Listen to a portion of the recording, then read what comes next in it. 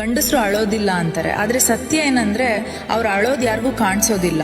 ಚಿಕ್ಕ ವಯಸ್ಸಿನಿಂದಲೇ ಅವ್ರಿಗೊಂದು ಮಾತು ಕಲ್ಸಿರ್ತಾರೆ, ಗಂಡ್ಸಾಗ್ ಹುಟ್ಟೋದ್ಯಾ, ಸ್ಟ್ರಾಂಗ್ ಆಗಿರು ಅಂತ. ಅದಕ್ಕೆ ಅವ್ರು ನೋವಾದಾಗ ಅಳೋದನ್ನ ಕಲಿಯೋದಿಲ್ಲ, ಮೌನವಾಗಿರೋದನ್ನ ಕಲ್ತಿರ್ತಾರೆ. ಮನಸ್ಸಿನಲ್ಲಿ 1000 ಸಮಸ್ಯೆಗಳಿದ್ರು ಮುಖದಲ್ಲಿ ಒಂದ್ ಸ್ಮೈಲ್ ಇಡ್ತಾರೆ. ಕುಟುಂಬಕ್ಕಾಗಿ, ಸ್ನೇಹಿತರಿಗಾಗಿ, ತಾವು ಪ್ರೀತಿಸೋರ್ಗಾಗಿ ತಮ್ಮ ಕನ್ಸು ಪ್ರತಿದಿನ ಹೋರಾಡ್ತಾರೆ. ಆದ್ರೆ ಕೆಲವೊಮ್ಮೆ ಅವ್ರಿಗೆ ಕೂಡ ಸುಸ್ತಾಗತ್ತೆ. ಯಾರಾದ್ರೂ ಬಂದು ನೀನ್ ಹೇಗಿದ್ಯಾ ಅಂತ ನಿಜವಾಗಿಯೂ ಕೇಳಲಿ ಅನ್ಸ್ತಾ. ಆದ್ರೆ ಆ ಪ್ರಶ್ನೆ ಕೇಳೋರು ತುಂಬಾ ಕಡಿಮೆ. ಅವ್ರ ಬಳಿ ಹಣ ಇದೆಯಾ ಅಂತ ಕೇಳಿ, ಕೆಲಸ ಹೇಗಿದೆ ಅಂತ ಕೇಳ್ತಾರೆ, ಆದ್ರೆ ಮನ್ಸು ಹೇಗಿದೆ ಅಂತ ಕೇಳೋದಿಲ್ಲ. ಅದಕ್ಕೆ ಕೆಲವ್ರು ನಿಧಾನವಾಗಿ ಸೈಲೆಂಟ್ ಆಗ್ಬಿಡ್ತಾರೆ. ಮೊದ್ಲು ಎಲ್ರ ಜೊತೆ ಮಾತನಾಡ್ತಿದ್ದವ್ರು ಈಗ ಒಬ್ರೇ ಇರೋದನ್ನ ಇಷ್ಟಪಡ್ತಾರೆ. ಮೊದ್ಲು ತಮ್ಮ ಫೀಲಿಂಗ್ಸ್ ಶೇರ್ ಮಾಡ್ತಿದ್ದವ್ರು ಈಗ ಎಲ್ಲವನ್ನೂ ಮನ್ಸೊಳಗೆ ಇಟ್ಕೊಳ್ತಾರೆ. ಯಾಕಂದ್ರೆ ಪ್ರತಿ ಬಾರಿ ತಮ್ಮ ನೋವನ್ನ ಹೇಳಿದಾಗ ಅದನ್ನ ಅರ್ಥ ಮಾಡ್ಕೊಳ್ಳೋರ್ಗಿಂತ ನಿರ್ಲಕ್ಷ್ಯ ಮಾಡೋರೆ ಹೆಚ್ಚು ಸಿಕ್ಕಿರ್ತಾರೆ.